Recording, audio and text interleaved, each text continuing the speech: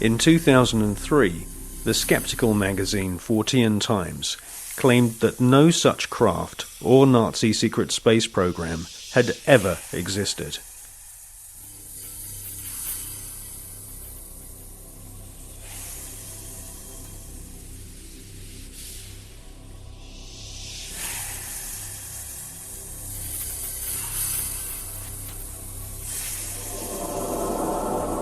But we have been given patents from leading German manufacturing companies, including Juha, Krups and BMW, which prove beyond all reasonable doubt that Hitler considered the Nazi secret space program a top priority. And more than 15 billion Deutschmarks were spent developing craft of all shapes and sizes. Secret memos from SS officers revealed that Werner von Braun and Hitler both believed that there were alien civilizations in the universe, and it was their intention to not only conquer all nations on planet Earth, but to also colonize the moon.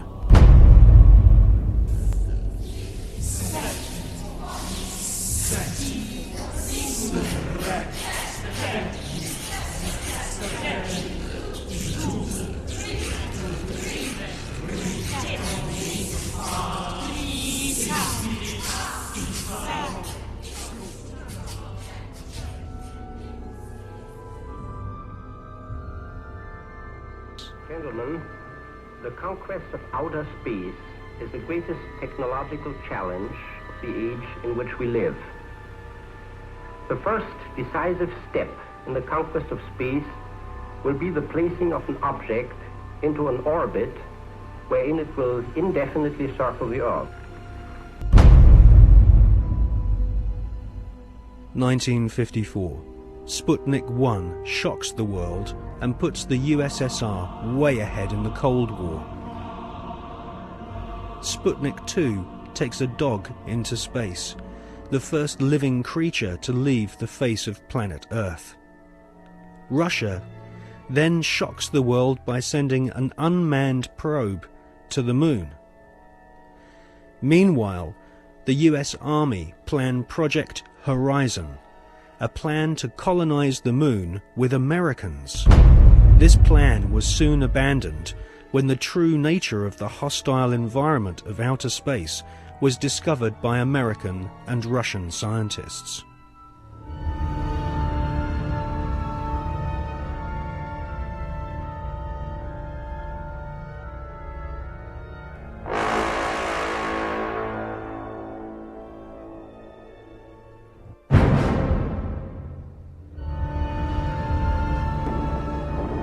In 1958, spectacular rocket failures destroy American morale.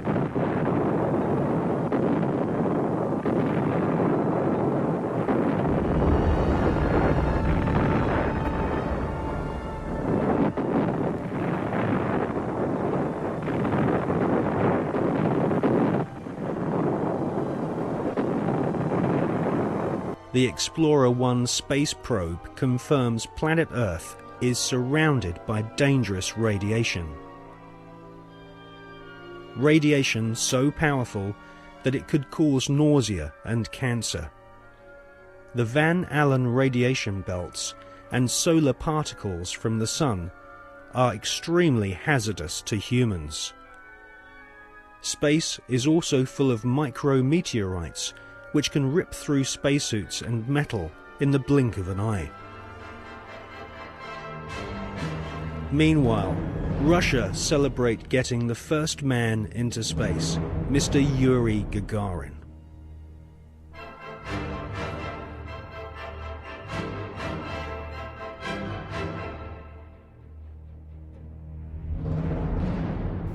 Well, there was already a parallel space program, and it had been continuing from even before the time that NASA was created in 1958. October 1958, NASA were incorporated by President Eisenhower. The secret space program was run by the Department of Defense. It took its original form in Project Horizon, which was established in 1959. The habitation, or the colonization of the moon. The reason for that was that whoever controlled the moon controlled the Earth. If you could launch rockets from the moon onto your enemies on Earth, they couldn't possibly retaliate, therefore you had the upper hand. There was a serious attempt, certainly a serious investigation, to put man on the moon and keep him there. So the secret parallel space program continues to this day. There is a military space shuttle, and even the ones that we see from Columbia onwards are designed according to the specification of the Department of Defense. If you look at them, they will carry spy satellites into orbit. And if you want to know what a spy satellite looks like, the Hubble telescope is one. That is the design of what's called the KH-12, the keyhole satellites, which are used today over enemy territory, which is presumably any territory that is not American. Regardless of the dangers of radiation, and without having spacesuits nor spacecraft which can protect the occupants from radiation, NASA convinced the American people to pay $40 billion for the space program.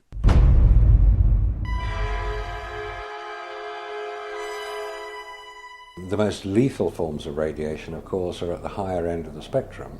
That's gamma rays and X-rays.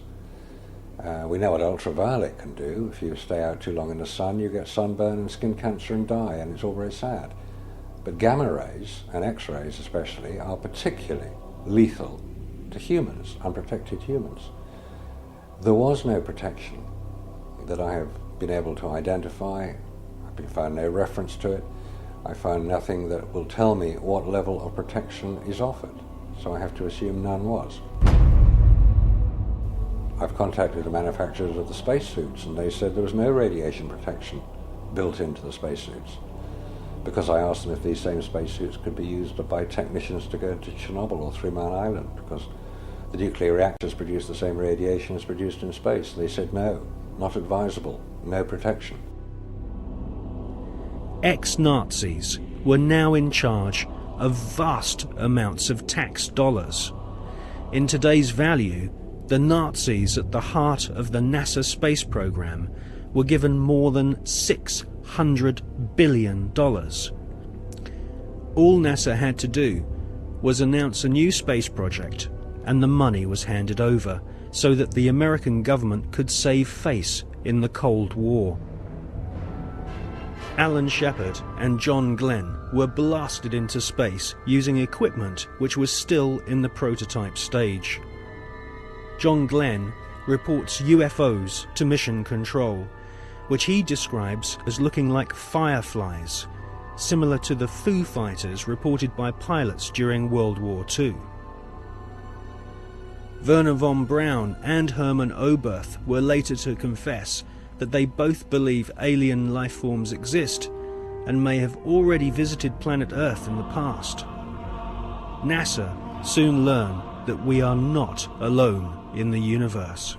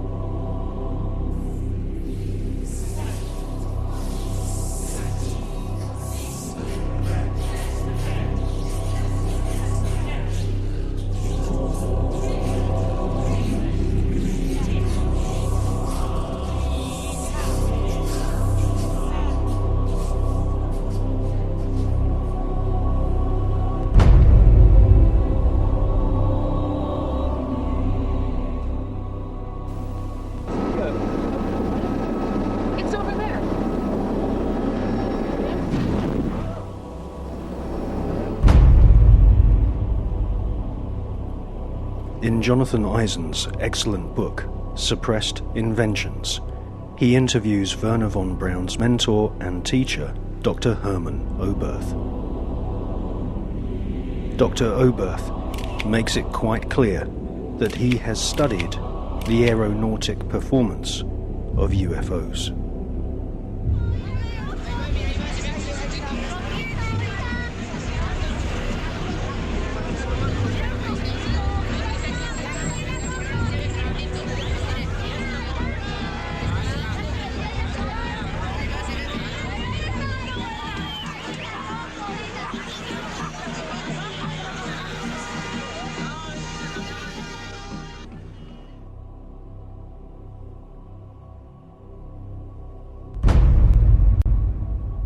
In 1972, Dr. Hermann Oberth made the following statement. Today, we cannot produce machines that fly the same as UFOs do. They are flying by means of artificial fields of gravity. This would explain the sudden changes of directions.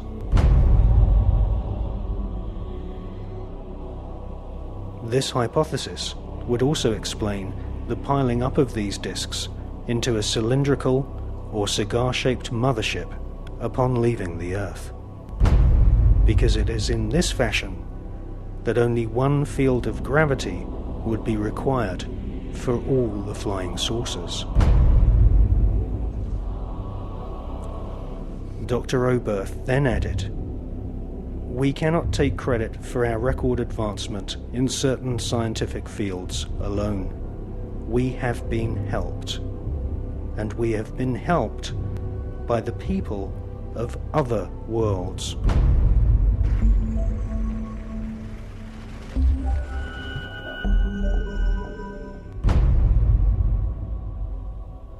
Dr. Hermann Oberth was the greatest pioneer of astronautics. Hermann Oberth made his statement in 1972. Almost 20 years later, in 1991, amateur footage of UFOs stacked up in a cylindrical formation was filmed in Mexico City.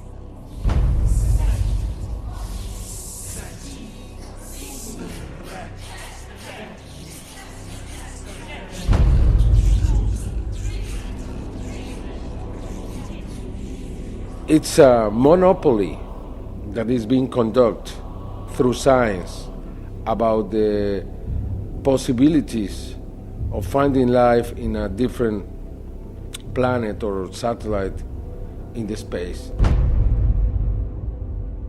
We have many other reasons to believe that NASA has been lying in every respect. It's very difficult to know if the politicians know the real truth or not. We know that there is government inside the government.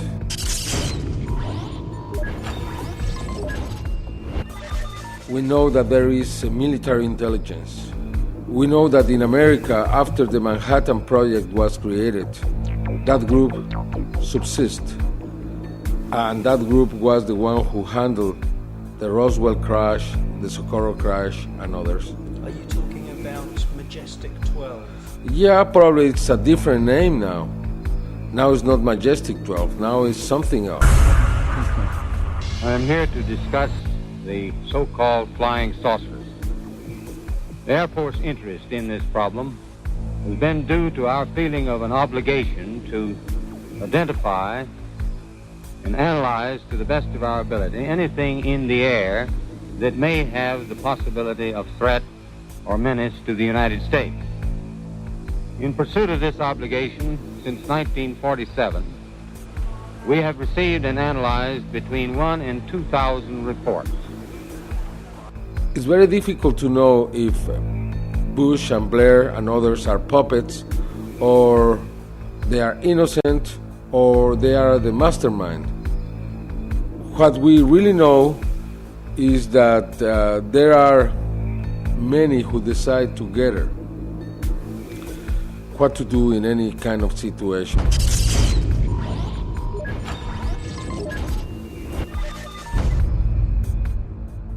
The Russians now have a very different policy around this phenomenon. We have to remember that when Gorbachev met Reagan,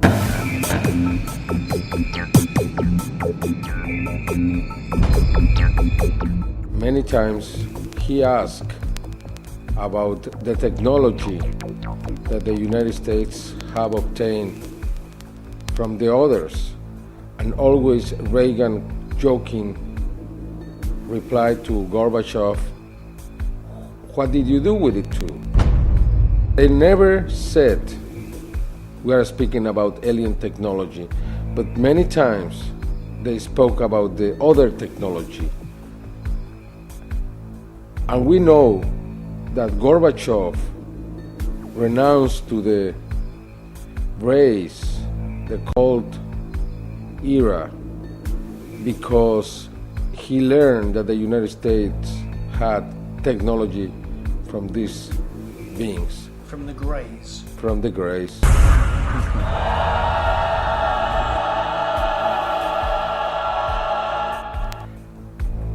From then on, we saw many cosmonauts talking openly about what they saw. We have different videos recorded by these cosmonauts where you can see strange things floating in the space. Non ho fatto in tempo a prendere la macchina fotografica o una videocamera perché è sparito da circa 7 secondi. А где вы летели? На какой части Земли? Newfoundland. Eravamo sopra il Newfoundland. Terra nuova. We have also something very important, which is a video taken inside the space agency in Russia, where you can see the Mir surrounded by dozens of bright objects. This is Mission Control Houston. We are using the payload bay cameras right now to hopefully catch a glimpse of the Russian space station Mir as it performs an on-orbit burn. The payload bay cameras are positioned such that they're looking straight back behind the orbiter, where the Mir is flying at about 850 nautical miles behind us.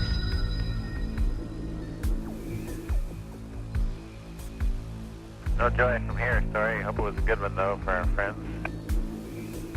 Thank you, sir. We could not see it here either. We'll wait 2 or 3 more minutes till sunrise, and then at that time give you a go for KU stow. We're at a mission lapse time of 7 days, 13 hours, and 17 minutes. This is Mission Control Houston.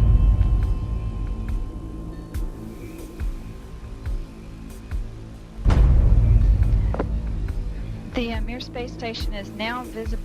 Yeah, we do see something flashing visually, but we're not sure that might be...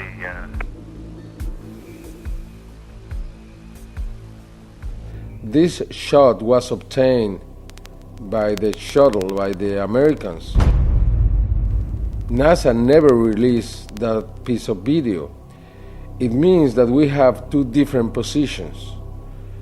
One that is openly saying, yes, we have experience out in the space. That's the Russians. The Russians. And we have the other, which is the NASA explanation that there is nothing in there. They don't release anything. We have to obtain every evidence from an outside source, but not from NASA.